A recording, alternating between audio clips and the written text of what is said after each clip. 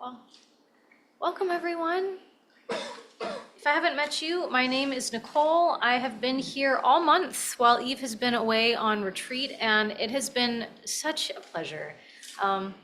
It's kind of bittersweet being here tonight, and I know that I will be back because I've been here several times, and anytime Eve goes away and I can step in for her, I jump at the opportunity because I love this community. So thank you for being here. Thank you especially to those of you whom I've seen for many of these sessions throughout this month of February. We've been working with a theme and with a particular text for the month of February. The theme has been entering the cave of the heart, how we transform a feeling of threat into a healthy challenge that we can face. And the text that we've been drawing inspiration from is Pema Chödrön's When Things Fall Apart. And we've been taking one chapter per Wednesday evening and really kind of playing up some of what I think are the main themes of the book, some of the most poignant, relevant themes, and especially what was really speaking to me about what would be helpful for this time that we're living in, which feels very uncertain, which feels like there's a lot of change happening really, really fast. Anybody feel that right now? Anybody not feel that right now? Yeah, I mean, regardless of where you stand politically, what your belief system is, it feels like a lot is shifting really, really fast, really, really fast. One of the main things that can bring us into a state of maybe stress or fear is feeling like things are really, really uncertain. It does bring about fear naturally, unless we know how to be with it, to see it as a challenge that we can navigate, that we can ride the waves of the sensations that arise, ride the waves of the emotions that arise in connection with feeling like the floor is literally falling out from underneath you, right? But we can work with it, and that's part of the reason why we come together to practice. So just as a recap of this whole month, we started out with our first Wednesday evening in February, talking about relaxing as it is. How do we find a safe space inside of ourselves, a place where we can relax, where we can create a sanctuary to be able to come to in times of struggle, to find reliably? And how do we kind of expand this inner sanctuary to trickle out into and be a positive influence on how we show up for the circumstances that we face in our life? In the second week, we talked about how to work with chaos, and I'll explain a little bit more later, but there were three main recommendations that were given by Pema Chödrön on how to work with chaos. Then last week, we talked about strategies for developing a kind of intimacy with fear, something that we don't readily maybe lean in toward. How do I befriend fear? How do I develop intimacy, a closeness with fear, seeing fear as a great teacher and friend? And tonight, we'll be bringing all of these themes together in this overarching theme of seeing the path as the goal itself, that our life itself, this present moment, this moment here now, is the teacher, that our life provides all the lessons that we need for our own personal growth, for our own inner transformation. And the more we can develop the tools and skills to be with what arises, the more we can learn from our lives, and the less we struggle, the less we feel that kind of resistance, aversion, or craving, the less we feel the pain of that disconnect, of that boundary. So the path is the goal. And as many of you, I feel, would probably resonate with, where we come here to do practices together. A big part of the path is engaging in practice. And the hope is that by coming together and doing practice together, that we start to see our whole lives as an opportunity to be in that practice. That we might notice, say we're in traffic, or someone's, annoying us. Maybe you're in a movie theater and someone is crinkling the wrappers of the popcorn or the candy, and maybe talking through the movie. And we notice the anger arise. We notice the inner kind of turmoil, aggravation, this desire to say something, or the desire to storm out. And instead of reacting, we simply notice, and think, this is actually an opportunity for me to learn. If I can be with this, I can notice that this actually has a cycle to it. Have you ever watched when anger arises in you and watched it long enough to note when it starts to subside a little bit? Anybody been there? Yeah, right? It doesn't stay forever. There are some periods where it does have a more lasting effect, but the only constant truly is change. The only constant is change, right? So our lives, nature, including us in nature, all of it is subject to change. Everything wants to be in flow. Nothing wants to be stuck. And the more that we can observe that in ourselves, the natural flow of things, the constant change, and really kind of see the beauty of that. Be with it, with all of it. The more we can show up for our lives with wisdom and see our lives as the path, with acceptance, to the degree that we can. So, this is, in my mind, easier said than done, right? So there's always practice that we can come back to, and that's the really positive news. One of the most effective strategies to calm ourselves when we feel any stress or overwhelm is deep breathing, right? So we are actually, and I heard a few deep breaths. Good job. So we're going to start with a short breathing practice as we enter into this practice and conversation and community connection. This is called 4-7-8 breathing. It was developed by an integrative health specialist named Andrew Weil.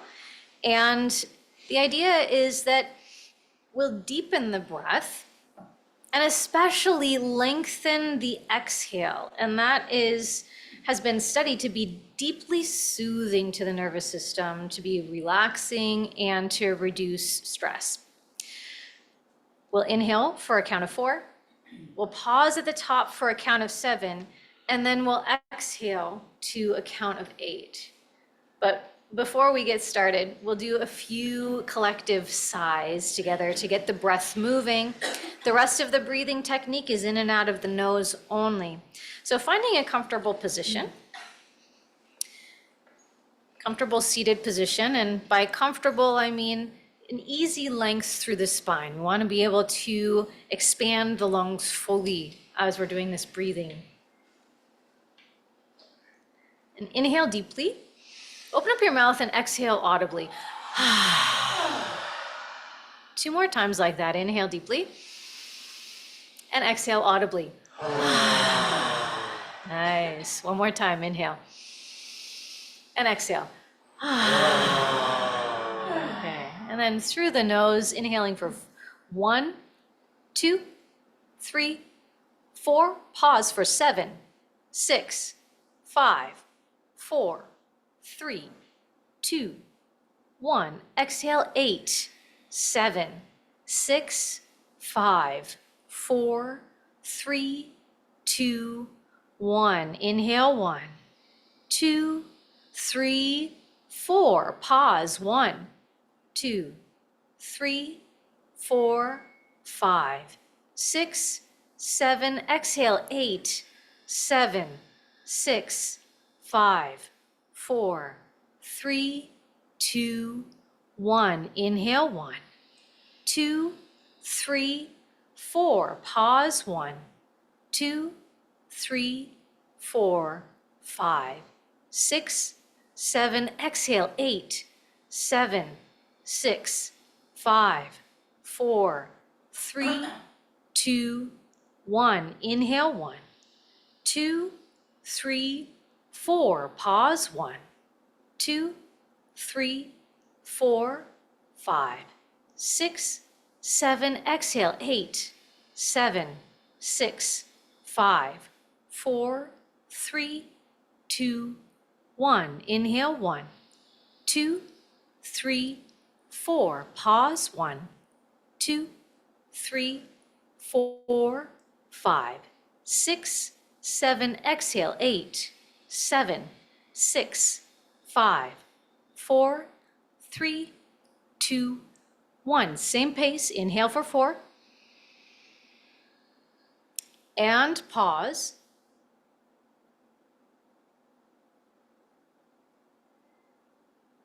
Exhale for 8.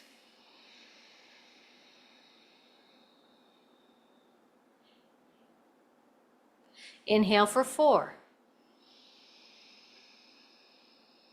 And pause.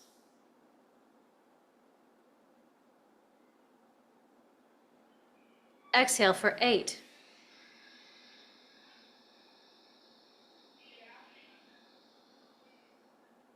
Couple more. Inhale.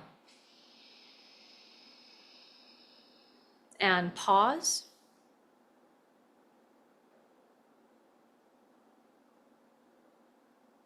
Exhale.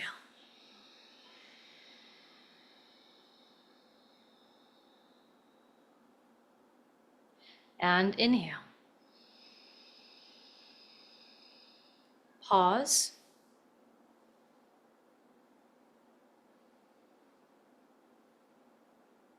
And exhale.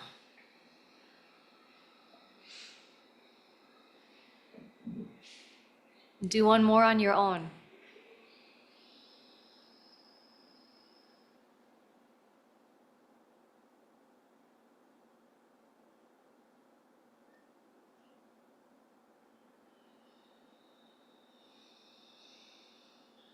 And at the bottom of your exhale, release the structure of the breath.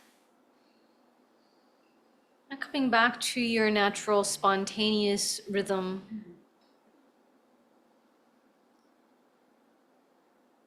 Your eyes open or closed.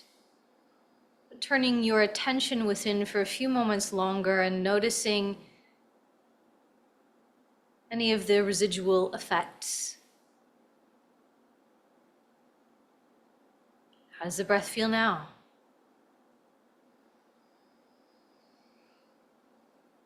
Hope is that at the very least you're more aware of your breath.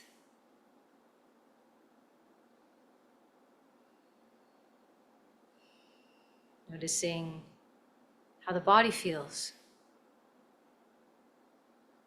how active the mind feels.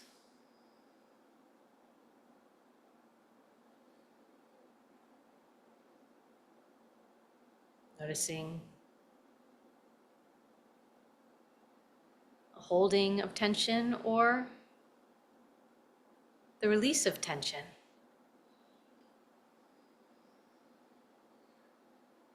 Simply noticing what is there.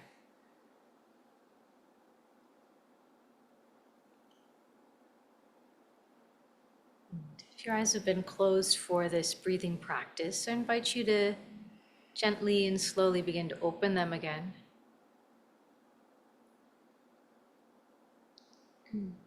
Perhaps reorienting by looking around the space that you're in or doing any stretching. You can shift your position as well.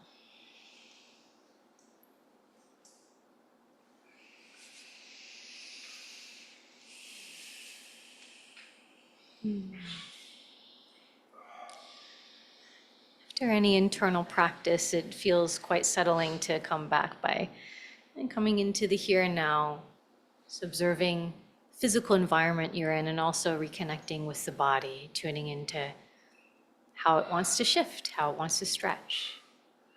Like the cat waking up from a nice, long, restful nap. Just coming back. So I have a question for all of you as we begin our conversation this evening. And the question has to do with this idea of seeing the path of practice as the goal in itself, right? Life being that practice, right? Which includes us coming together in community and doing breathing practices, doing seated meditation, doing yoga or movement practices, doing chanting, and co-creating sound together. My question for you is, when have you made yourself miserable by pushing away life experience? On the flip side, when have you made yourself strong by leaning into life experience? And how did you grow as a result? And you might think, so you can answer one or both of them. I'm just thinking about that for a moment. You might bring into the conversation how practice is related to this and how maybe it has helped in some ways. So I'll leave it there. So the questions are, when have you made yourself miserable by pushing away life experience? And when have you made yourself strong by leaning into that experience? And how might you have grown as a result? Sit with it, and whenever somebody feels called.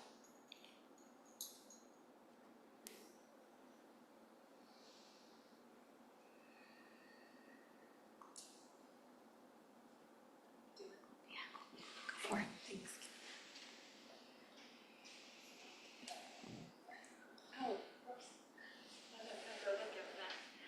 I have friends that hate goodbyes at airports, but it's an opportunity, I think, to discover how you feel and express it to other people if you're sad that they're leaving. Yeah, love that. So that's one practice that you lean into, is the saying of goodbyes, like getting skillful at that, right? At airports. That's a good way to practice. It's kind of like it's not goodbye for, ever. It's a goodbye for now.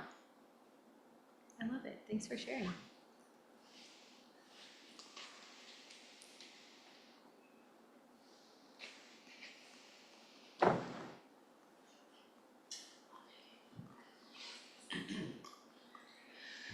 So I think the week of the election, I attended 5 events in 7 days. Yeah. And I cannot tell you how much the last 4 weeks have helped. Yeah. And that, it's just coming here and being in this community is invaluable. And I was actually Sangha on Saturday night. I put it out there that, I'm listening, instead of listening to the news, I'm listening to a lot of Chandra Easton these days. Ooh. And she teaches so beautifully that our heart essence is perfection. And we have to know that inherently, or we wouldn't be looking for it. So that's kind of that, we're already there if we allow ourselves. The only thing between me and equanimity is me. I love it. But, so I put it out there. It's like, well, we're all trying to awaken our hearts for the good of all beings. And it seems like there's just such a dominant force, like you were speaking to earlier, of no, I am here to crush hearts. And I just put it out to the Sangha, like, what do we do with that? How do I keep nurturing my heart when, there's such oppression?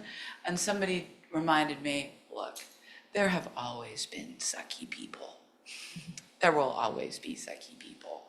And then somebody else reminded me of what I do in my professional life, which is remind people that the antidote to sucky people is doubling down on our best selves. And so that's what, the last couple of years of coming to Wednesday nights have really helped me to make really significant progress. Thank you. Yeah, thank you so much for sharing. I love how it's brought it full circle into coming back to the cave of the heart. And I was, I'll share that I was just sitting with Chandra Easton last night in Berkeley at the Alembic. And so I love that her spirit is brought into this room. And she is very heart-oriented and heartful in all of her teaching. And really, that is what brings us strength. That is what we need. How can we, in moments of real struggle, when we're feeling all kinds of interesting things, when we're in some form of pain, self-created, yes, but also, there are external circumstances that are more likely to bring us there. How do we pause? How do we practice some patience? And how do we take enough time, like take a beat, take long enough to respond from a place that's coming from the heart, rather than coming from that kind of fiery place, that anger or whatever is showing up in that moment. Thank you so much. It's beautiful. It's funny you mentioned fire, because what you were saying about crush, I feel like is akin to blowing out the flame of a heart flame, whatever it is. And I realized recently that the flame doesn't have to go out, no matter what happens. Yeah. Like, the things that are out there trying to, like, just a little bit about the question, when I have a broken heart, I tend to feel a sense of total structurelessness, ungroundedness, loss, just grief.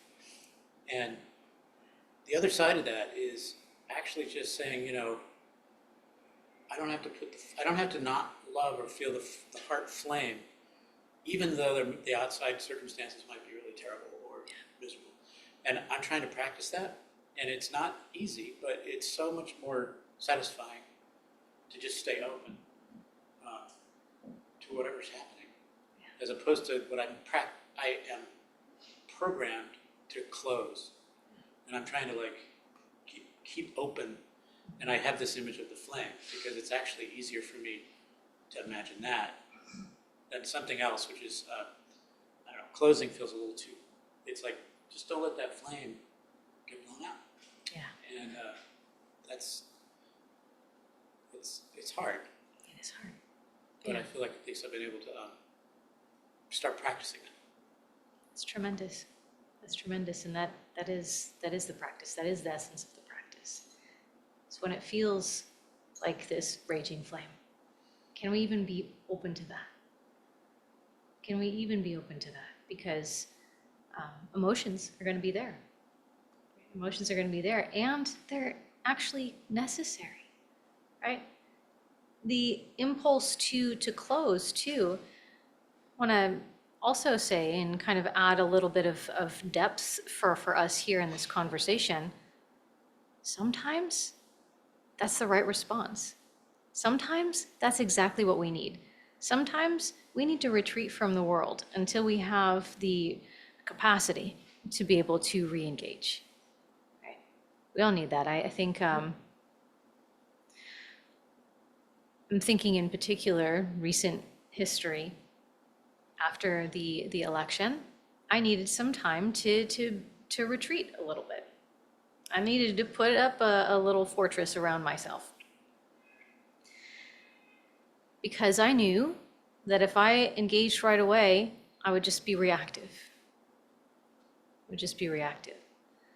So sometimes the wise action is actually to take some time, to build up those inner resources again, to allow yourself to feel, to grieve, to be sad, to feel whatever is arising in the moment. And getting really skillful, having that discernment of, okay, and now it's time to start to take some steps forward and to approach that scary thing again. I've mentioned this a few times in this series over the month. Our nervous systems, they act on a subconscious level, right? They're always in our environment, they're perceiving whether or not there's threat present. Sometimes it is real, actual threat. And sometimes it is something that we create for ourselves, this kind of perceived threat. But we don't have complete control over that. It's just how we're wired. We are wired to survive, right? First and foremost, we are wired to survive.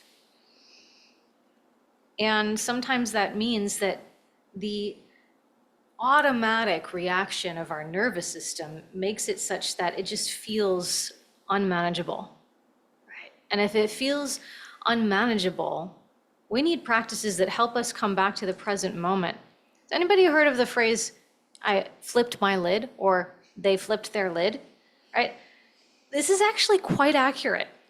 This is literally what the brain does, right? When we flip our lid, whether that's completely shutting down or dissociating, removing ourselves from the situation internally, or if it's like flying into rage, what happens in our brains is that we no longer have access to the rational parts of our brain.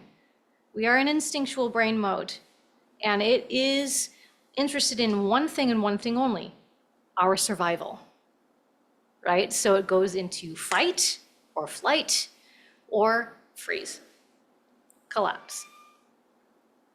So if you've ever experienced this complete shutting down, or if you've experienced this kind of indescribable feeling of like, I have to like punch something, or like I have to run like 5 miles right now, just like straight in this direction, and I don't know why. I just have this like impulse inside of me that is giving me this urge, this desire to do this thing.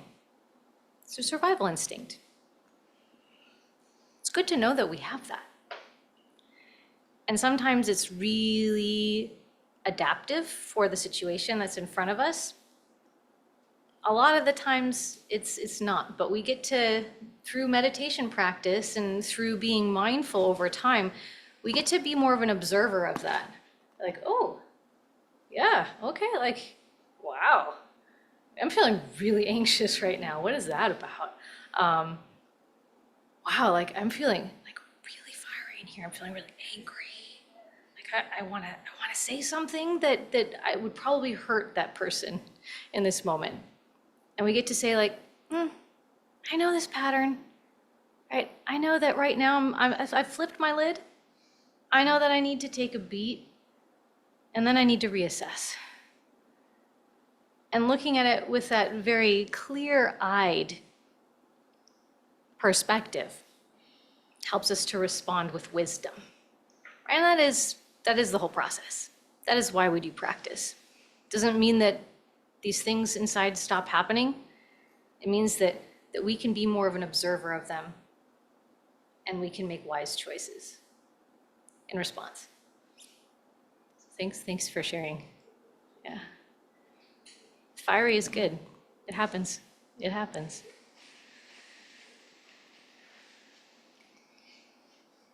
Just really quickly, could you repeat the question? Yes, I can. So you can answer one or both of these. When in your life have you made yourself miserable by pushing away experience? And when have you made yourself strong by leaning in?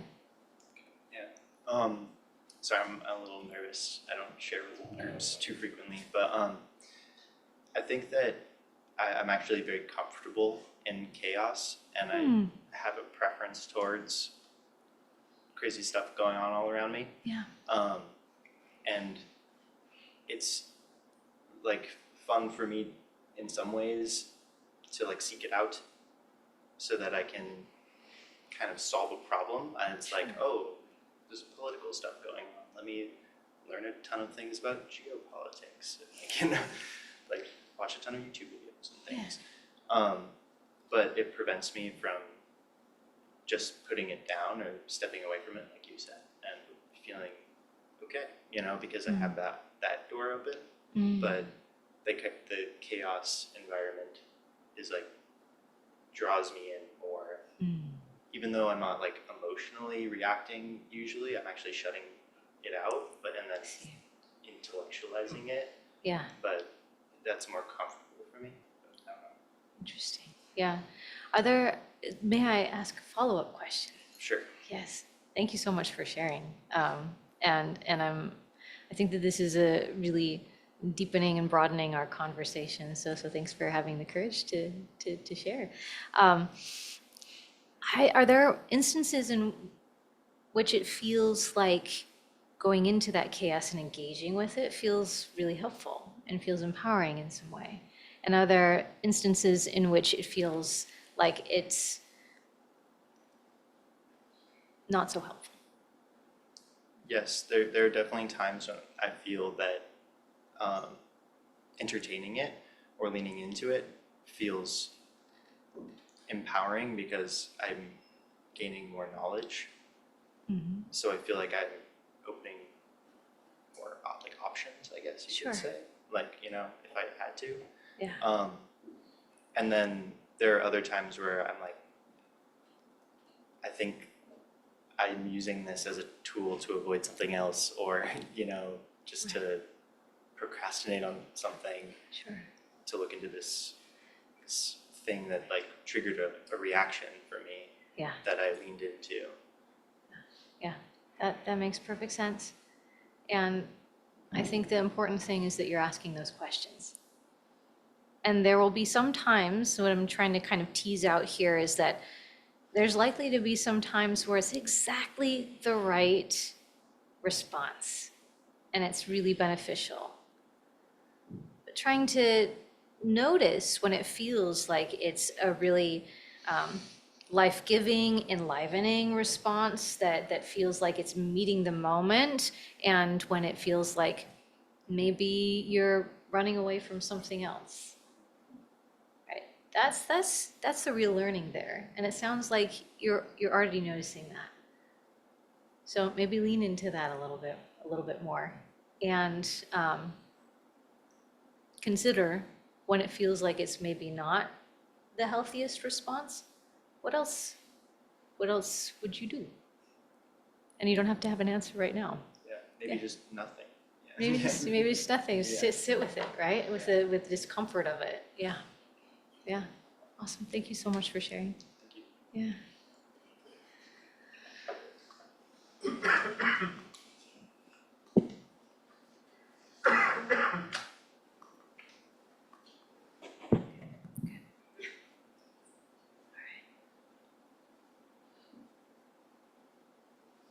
Yeah, please. Are we continuing? Yes.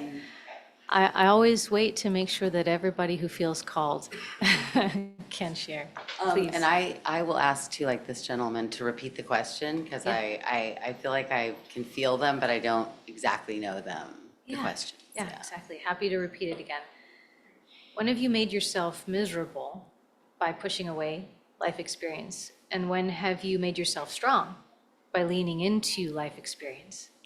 Many, many, many times. Yeah. Many, many, many times. Yes.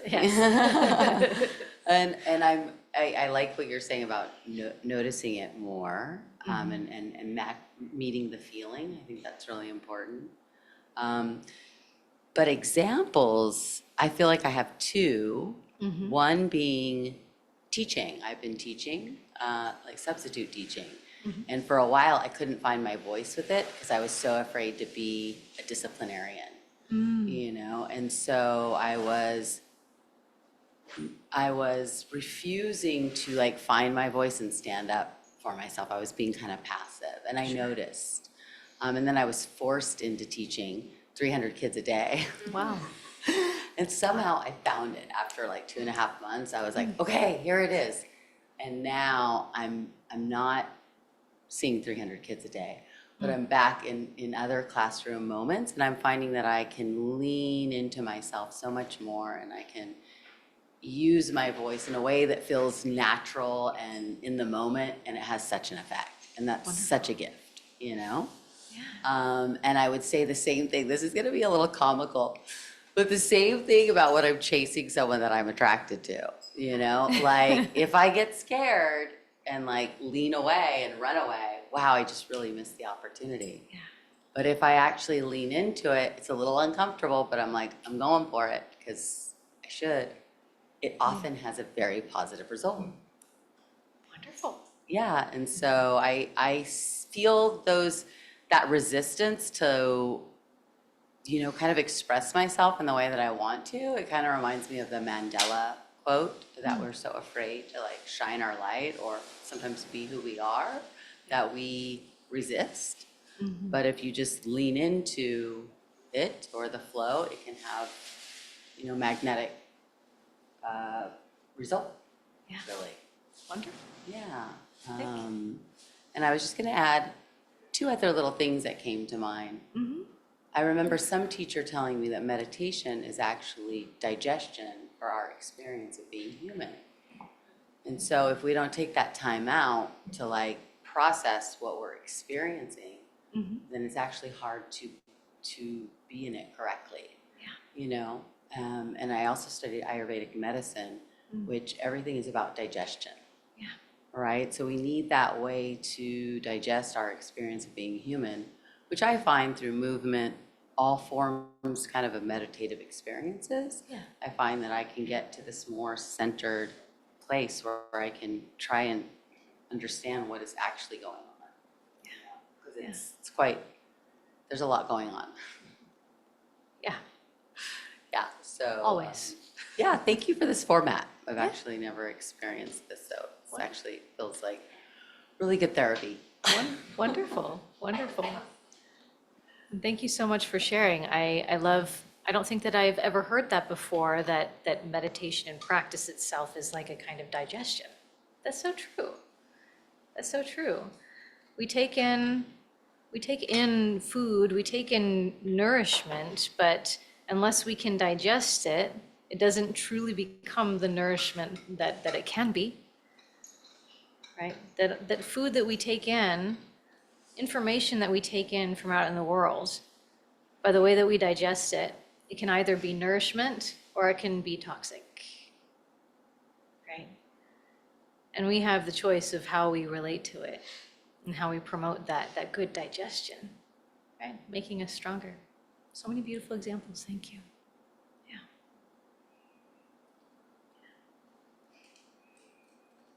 Yeah, please. Hello, my name is Forrest. This is my first time here. And the reason, so answering the question, one way I've made myself miserable by pushing away life experiences is kind of giving up meditation. Like a year ago, I was meditating every day, like I would do it at night, so like 30 minutes a night, sometimes more.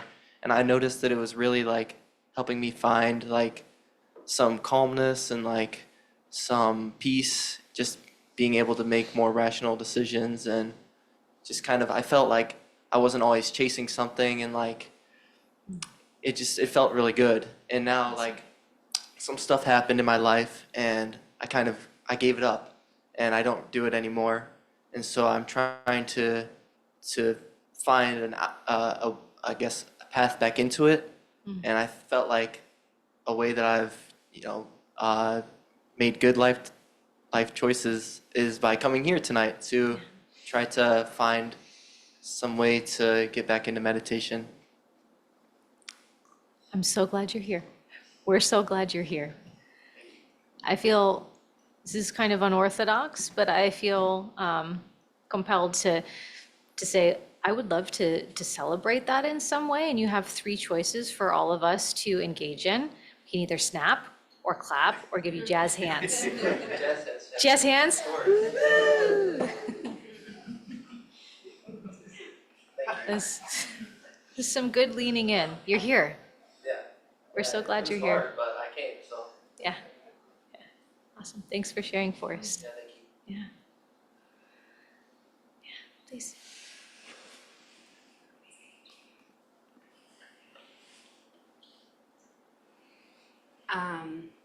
So I had an aunt who I was very, very close to all my life, and she was diagnosed with a very fast-acting terminal disease a little over a year ago, and I had the opportunity to go see her between treatments last year a couple times and spend time with her when she was feeling okay, and I'm very grateful for that.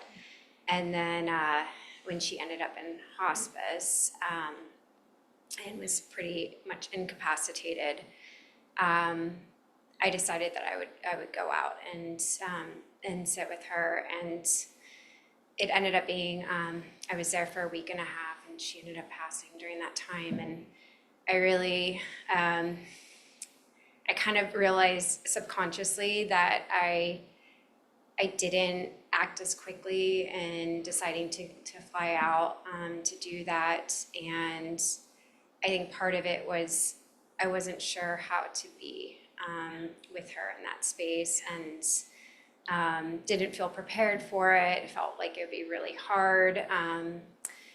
And I was like, you know what, I'm gonna go to help my uncle because he was her only caretaker, and hospice was only coming like twice a week for 30 minutes. So it was a lot on him. And so I was like, I'm gonna be there for him, and was kind of tag teaming with other family members in between their visits. And I found that sitting with her, even though like she was completely unresponsive and her eyes were closed, I knew that she was somewhat present.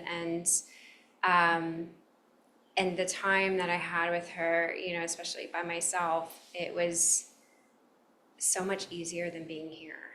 And I think that I felt like there was all this energy that I had here that I couldn't direct to any one place, and just grief and everything else, and but also like you can't fully grieve someone until they're gone, and even then it takes a while.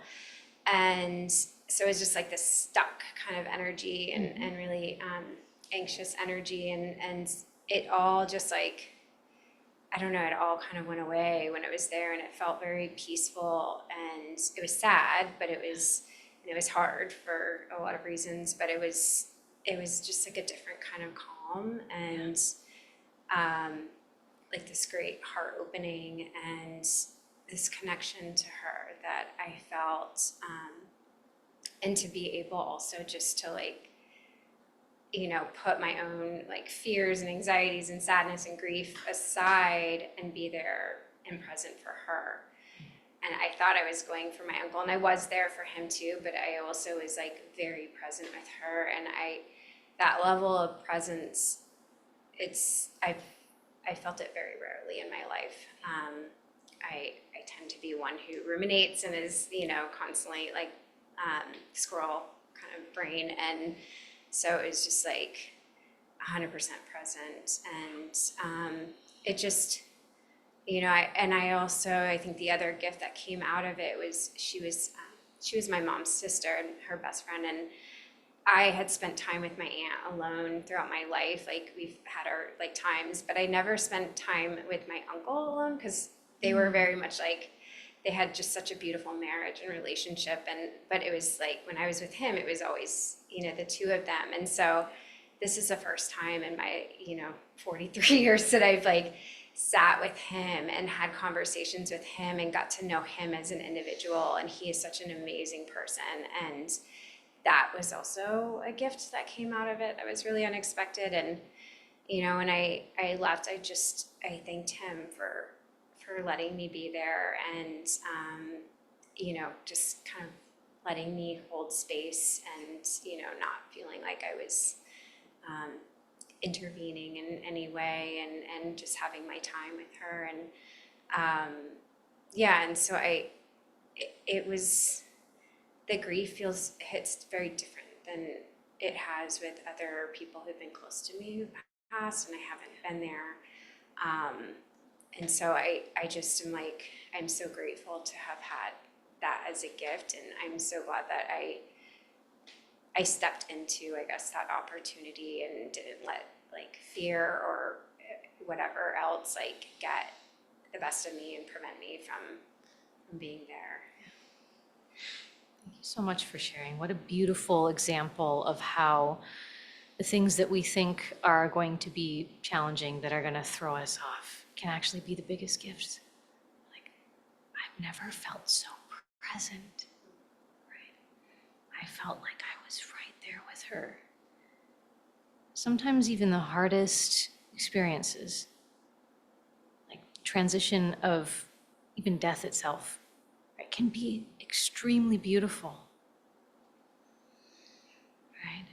You can feel the most alive, the most present, to just be there fully with someone, with their essence. Right? And thank you for the gift of sharing that with all of us, and for your courage. Yeah, and I did take the Year to Live class. Some people may have heard about that. Yeah. That was a few years ago. And it was really neat and interesting. And so I was like, okay, conceptually, I understand a lot of these things and have at least like thought about it, and wasn't necessarily afraid in the bigger sense of these things. But I think it's so much different when it's like it hits so close to home. And at the same time, it did prepare me in a way, like in that moment, to be with her and to be completely open and unafraid. And I think just having like thought about those things, and the fact that, like you said, like change is like the only constant in life, and and we all are separated from each other at some point. And so kind of practicing that for years, but yeah, it still doesn't make it like simple. And but yeah, it's And also, that is why we do the practice, is preparation for meeting those moments. Right? How do I want to be in one of the hardest circumstances that I can imagine? How do I want to show up? Beautiful. Thanks so much for sharing. Wow, I think that's a great one to end on, to put a bookend on our little conversation. I'm going to share a little bit of a recap of where we've been. So I shared a more brief overview of this month. I'm just going to share some of Pema's words that kind of translate kind of what each of these kind of Wednesday evenings were in their essence. So in week 1, the words of Pema Chödrön, it helps to remember that our practice is not about accomplishing anything, not about winning or losing, but about ceasing to struggle and relaxing as it is. When you practice relaxing as it is, we also brought in the image of entering the cave of the heart, which has been a theme that has been naturally emerging tonight in various different ways. The second week, we talked about working with chaos. And as a little recap, the 3 recommendations that Pema Chödrön gives are no more struggle, So may we open to it. May we open to things that feel like they're bringing about grief or anger, or anxiety, overwhelm. Number 2 is use poison as medicine. Use poison as medicine. Yes. The no more struggle, is that K-N-O-W or N-O? N-O. But I think that you could easily argue that both are useful lessons. Yeah. Knowing more struggle. I mean, I don't think that there is any shortage of knowing, K-N-O-W, knowing more struggle. Like we will know more struggle. But I think that it'll get to a point, hopefully, as we do more and more practice, as we live more and more life, where it feels less and less sticky. Like maybe struggle starts off feeling like a really tight knotted ball. Then eventually, like we feel energy around it, but it becomes a little bit more spacious, and then we still feel energy around it and it becomes a little bit more spacious. But yeah, we do know more and more struggle. She's saying, yeah, let's not have any more struggle. Let's try to remove that. I don't know if it's possible to remove it completely. I certainly haven't experienced it in my life yet. Who knows? Who knows? Good question. So using poison as medicine. And, whether something is poison or medicine, all has to do with perspective, and all has to do with the dose, like the amount, right? So how do we see these experiences that come our way as actually medicine?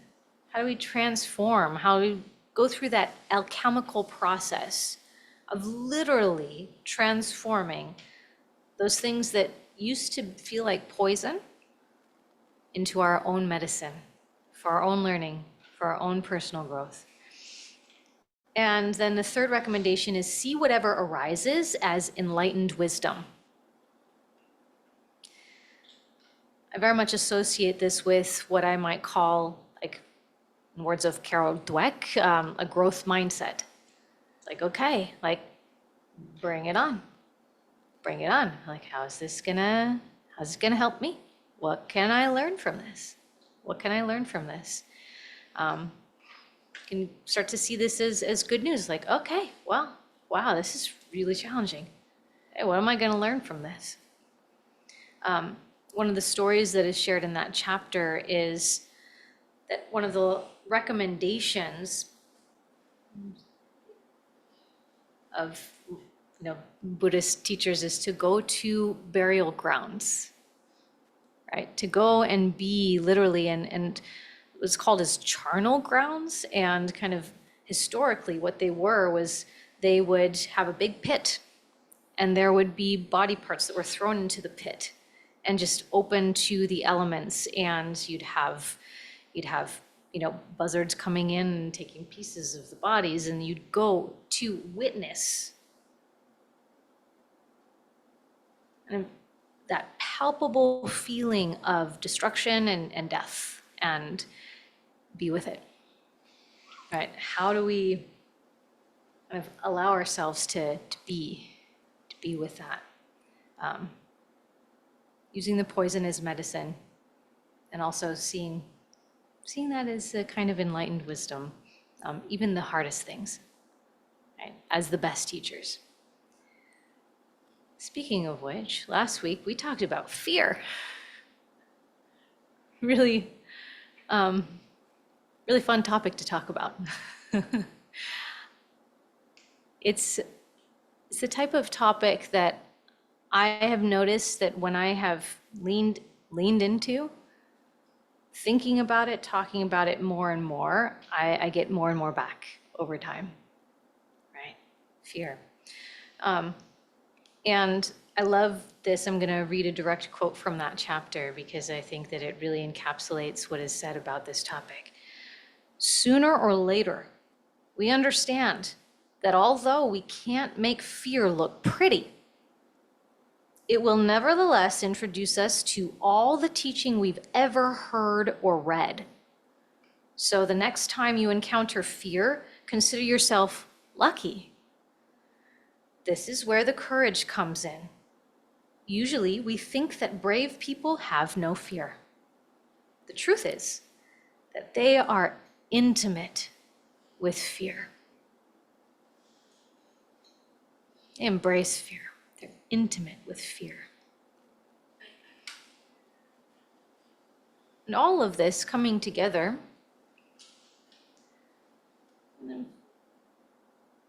it's under the umbrella of seeing life as the path. That the path of our own lives will provide us all the teachings that are needed. That it is the goal itself. That we show up every moment for our lives when we can.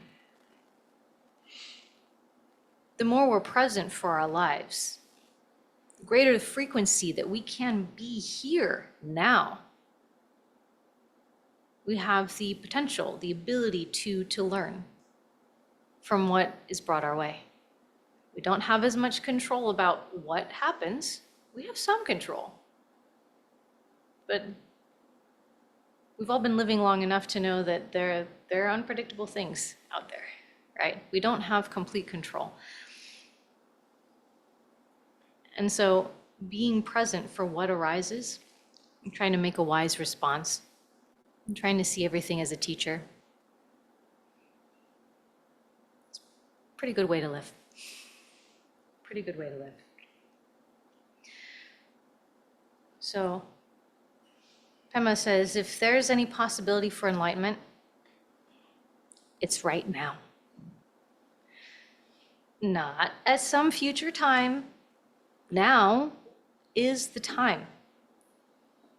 What does it take to use the life we already have in order to make us wiser rather than more stuck?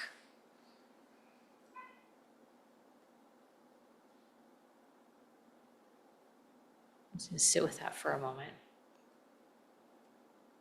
What does it take?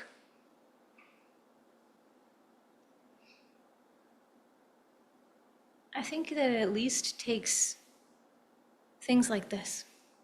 Us coming together, being courageous to be vulnerable enough to share deeply about our own life experience. To be able to do the very radical thing of coming to sit together and to engage in practice that can help us to be more present, not only for our own selves and our own lives, but be present and be witnessed by others in being present, in being vulnerable, in embracing fear, even fear. That's radical and beautiful. Radical and beautiful. So,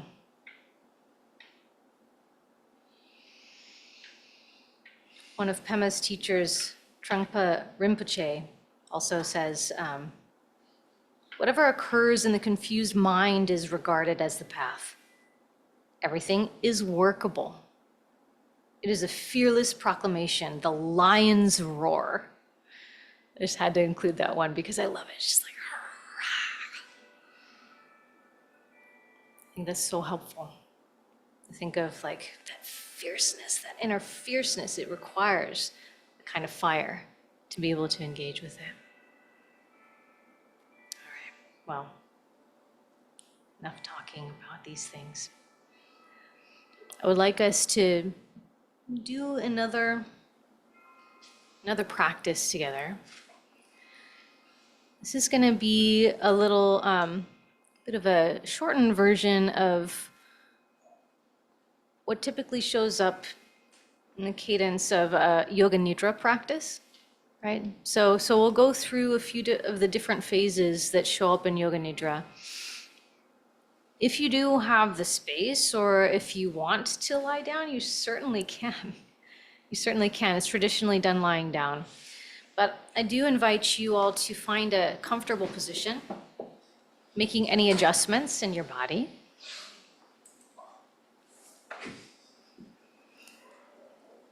I also am wondering if we might be able to dim the lights a little bit. This is dim. Okay, this is dim. That is okay. So if you want to dim the lights for yourself, you could cover your eyes with something lightly. Certainly closing your eyes is a good method as well.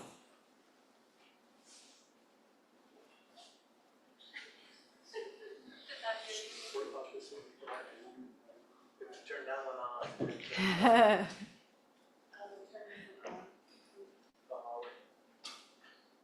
Turn that one on, turn this one on. Yeah, try it for a second. Chris, go ahead and shut that down. Oh, That's good. okay. All right. It's okay for everyone? Yeah. All right. So we'll do a short practice. Then I'll come in with my voice and harmonium near the end.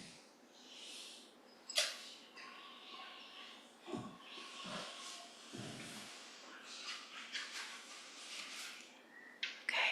And for now, getting yourself into a comfortable position. I invite you to make any last adjustments. Maybe grabbing props or blankets or anything that can help you feel more cozy, more relaxed, more dropped in.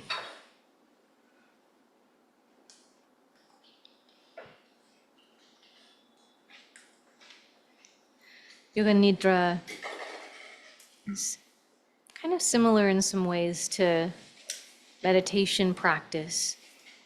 The aim is to come into a state of deep relaxation in the body and mind with awareness, with presence. So how does the body relax more?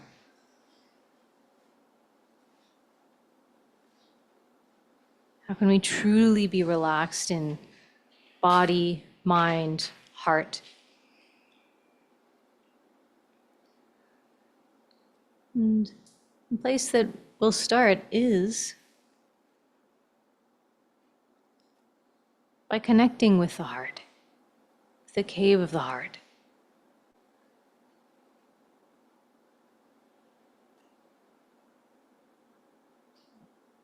Connecting with something that brings about perhaps a sense of happiness or enjoyment. You might even describe the connection with this thing as joy or bliss. This could be a person or a pet, something in nature.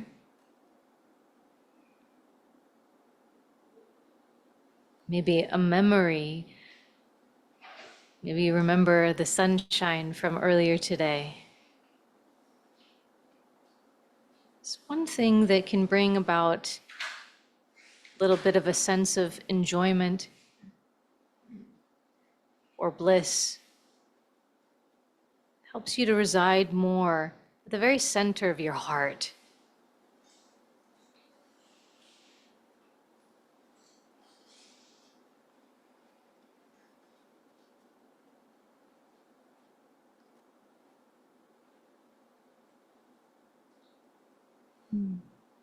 Once you've had a few moments to allow it to take shape,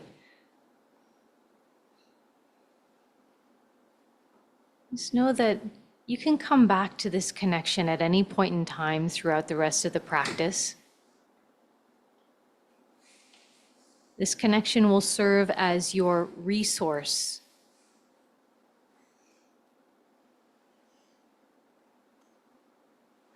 your kind of timeout zone, the safe space in the cave of your heart.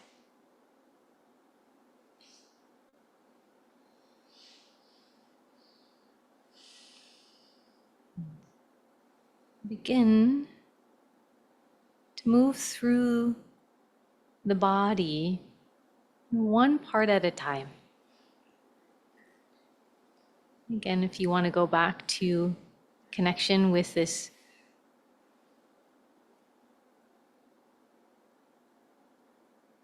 thing, person, or place that brings about bliss, you can always go back there. Begin to notice any sensations that are arising in your jaw and mouth.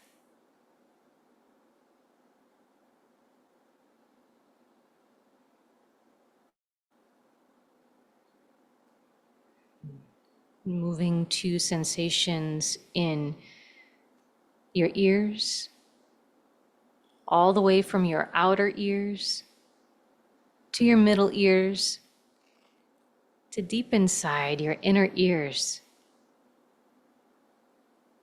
Simply noticing sensation.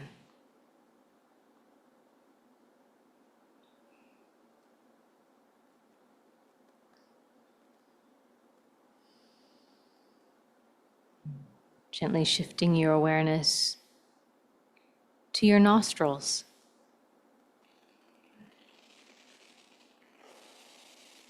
Feeling the breath move in and out.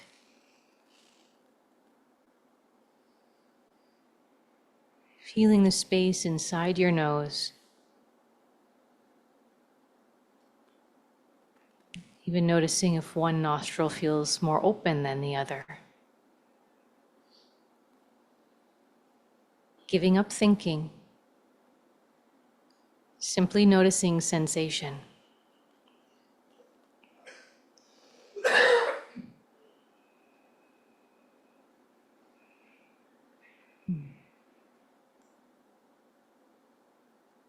Moving to an awareness of both eyes.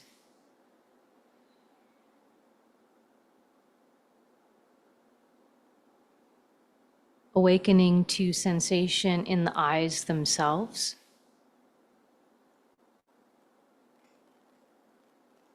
The space between the eyes, middle of the eyebrows. And the space surrounding the eyes. And as you feel sensation around the eyes, seeing if you can soften the muscles, relax the skin.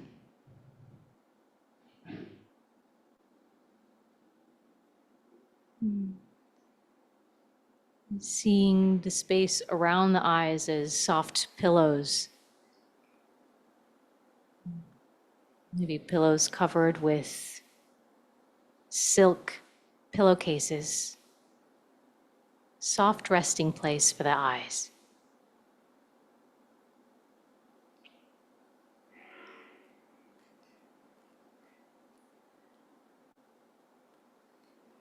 Moving into the forehead.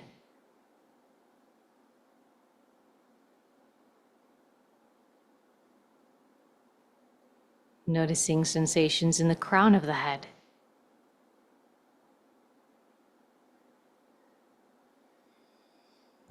Down through the back of the head.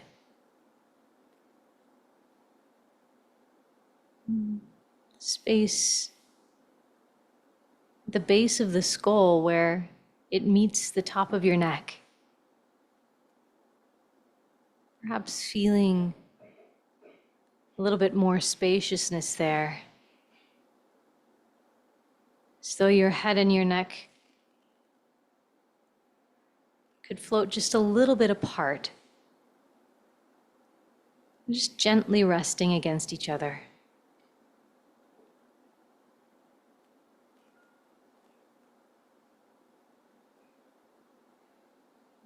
Moving down into your neck.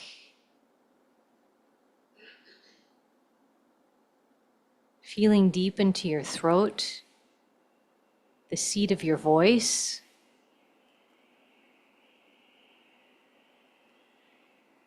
Noticing any tension or freedom,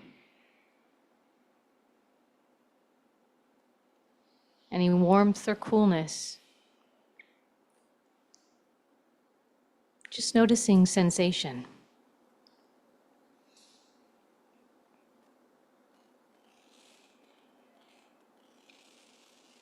And gently drawing your awareness into your shoulders.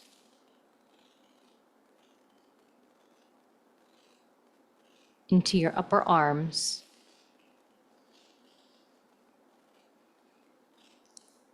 Into your forearms, wrists, palms, and fingers. Simply awakening to sensation in your arms and hands.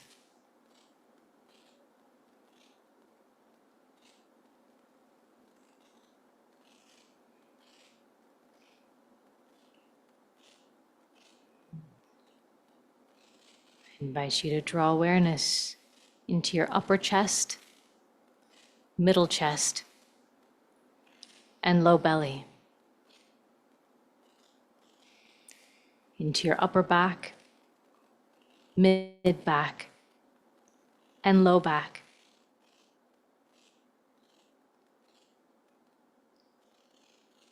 Noticing what's arising in the full front side of your body. And in the back side of your body, torso.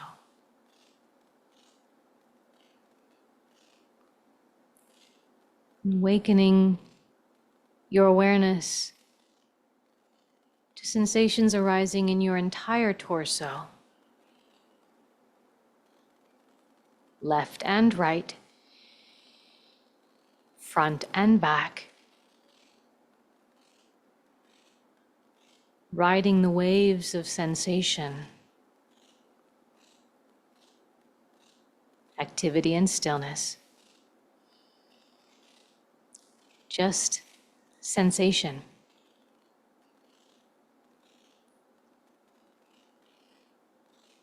Gently moving your awareness to your hips and pelvis.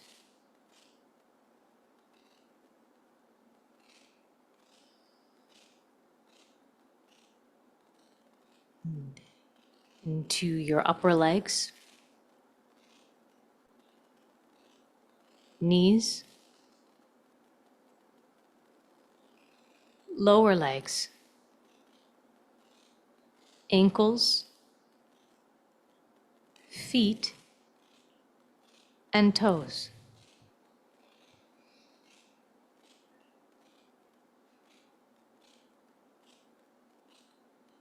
Noticing your feet and legs and hips at the same time.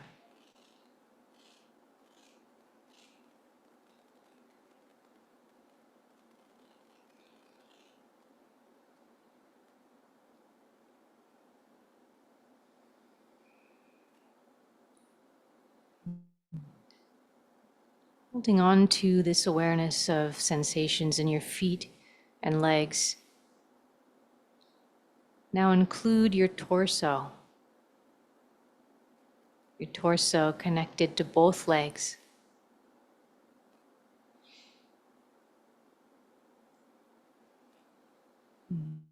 Adding to your torso and legs, both arms and hands.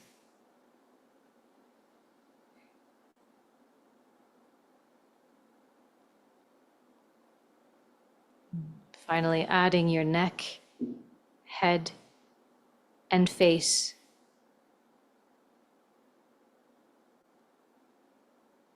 Until your awareness is resting on your entire body as a radiant field of sensation.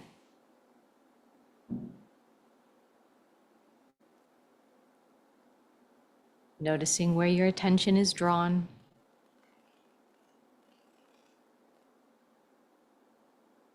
getting curious about the sensations that are arising, noticing how they shift and change.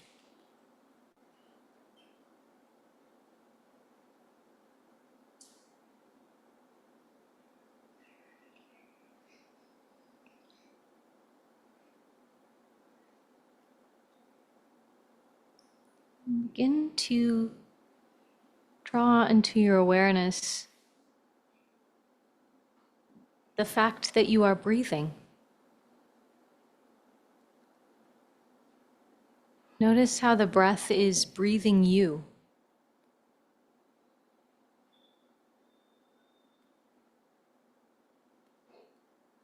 Perhaps even reveling that the breath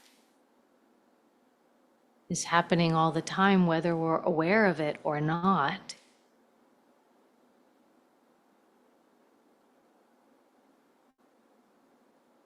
And for a few rounds of breath, simply tracking your inhale and exhale.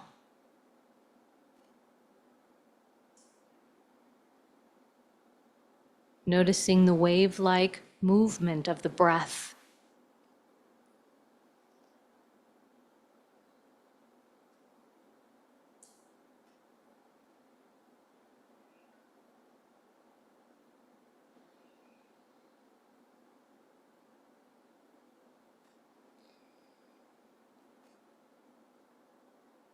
Simply breathing in and breathing out.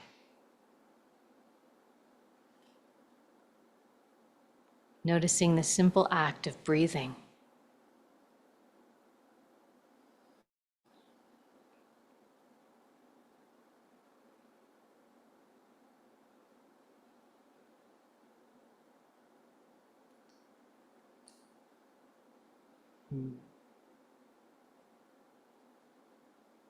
Begin to gently draw your awareness to any feelings or emotions that you're aware of in this moment.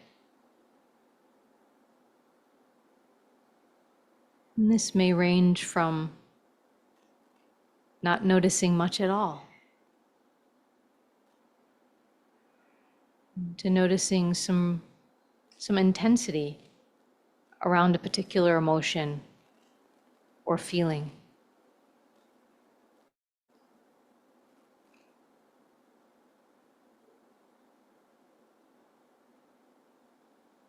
Could feel like a sense of spaciousness or equanimity, peace. Could feel like sadness. Could feel a little anxious and maybe confusing. Could feel like joy. Important thing is to notice exactly what is there.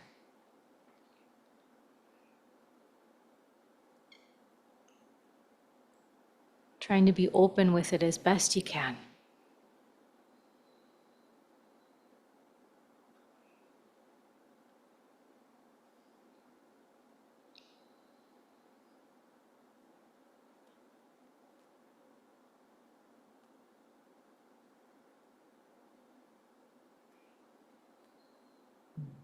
Now gently moving to an awareness of any thoughts that are arising.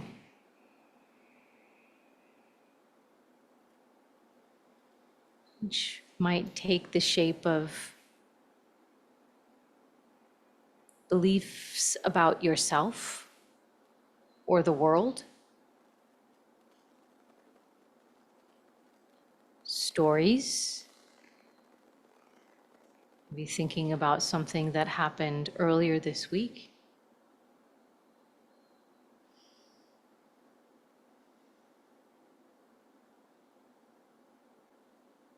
You could even be planning or making a list. Just noticing where the thoughts are, not trying to push them away, leaning in and getting curious. Where are the thoughts? Where are your thoughts?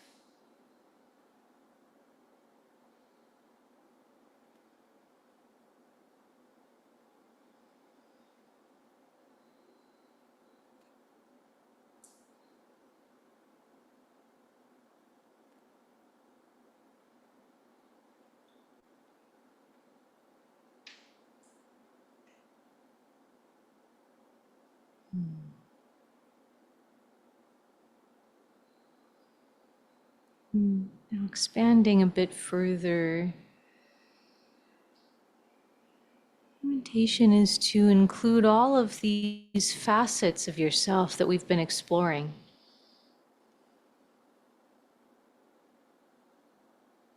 We are complex and beautiful. We are our bodies, we are sensations, we are emotions, we are thoughts, we are breath. We are also connection. And so noticing, becoming aware of the fact that we are all here supporting one another in practice. Tapping into a felt sense of the connection we have with each other in this room, engaging in practice. Engaging in becoming more awake, present.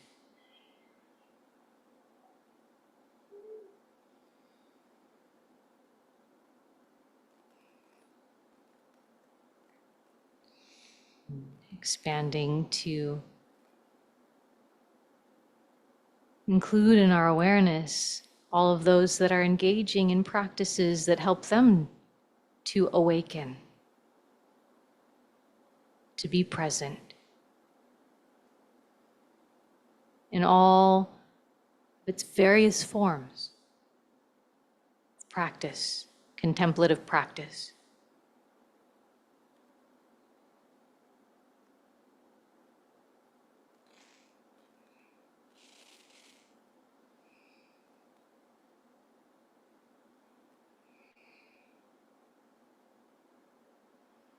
Perhaps expanding to feel some connection with our common humanity, including all of the humans that are showing up and living their lives. Many of us trying to do the best we can.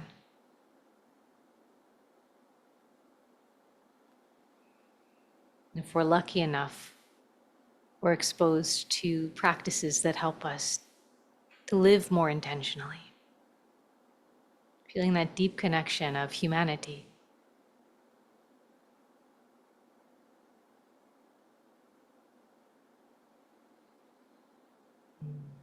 Perhaps expanding one more time to include all of life, all of nature.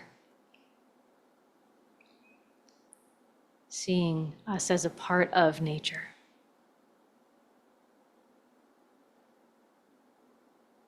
Feeling that belonging, our place as a part of nature.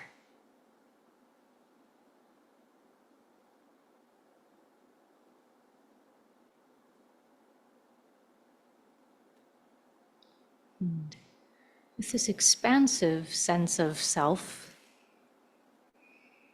the more than just individual self, I invite you perhaps one more time to connect with that thing or place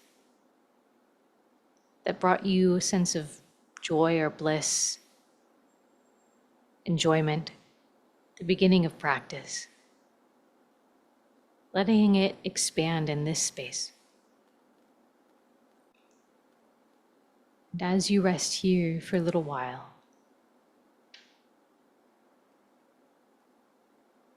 just opening up to hearing the sound of harmonium, hearing the sound of my voice as a gentle ending to the practice.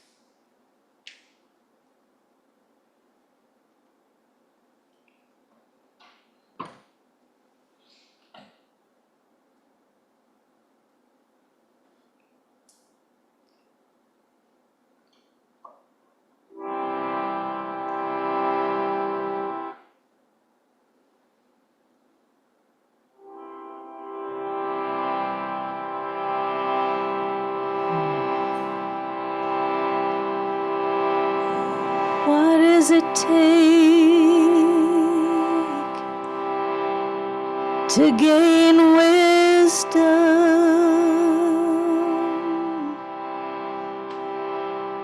Are we willing to open up, or do we stay stuck?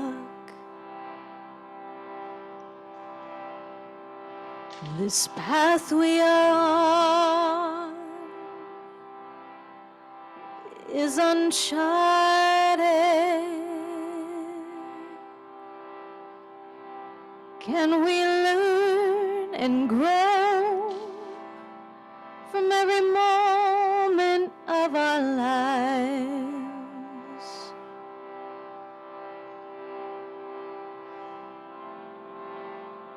Awaken,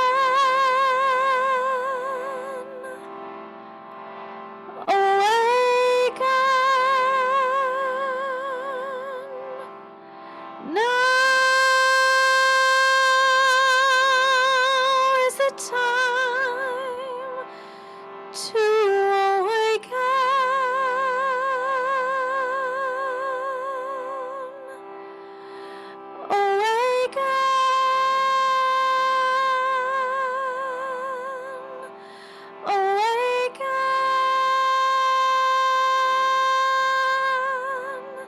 Now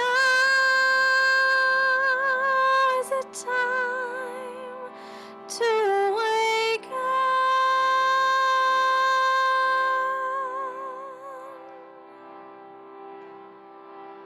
So let's take a leap into ambiguity,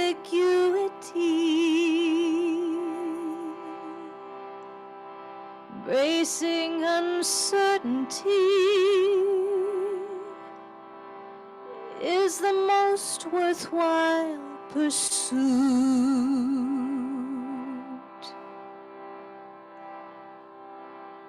All that occurs is an opportunity to learn and grow, to be fearless and alive.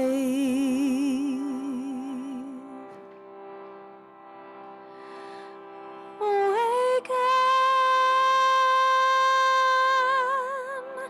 awaken.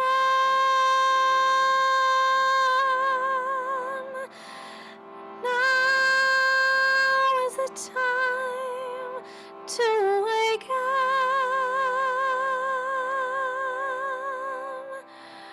Awaken.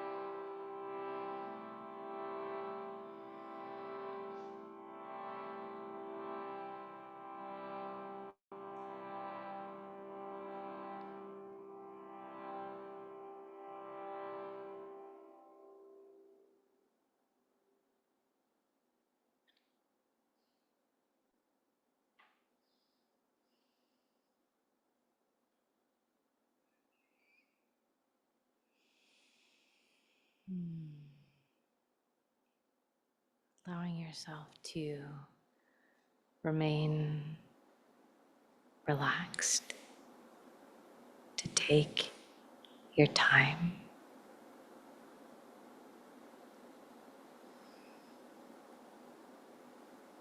Our lives, our very lives, are what is needed to awaken. Life provides what is needed for us to be more present, to learn, to grow, to be fierce.